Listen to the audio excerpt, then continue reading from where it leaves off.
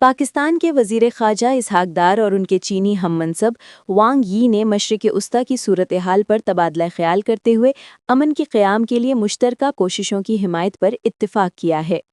دونوں وزرائے خارجہ کے درمیان ٹیلی فونک رابطے میں خطے میں امن اور استحکام کی بحالی کی ضرورت پر زور دیا گیا، جس کا ذکر اسحاق ڈار نے social media platform X پر کیا۔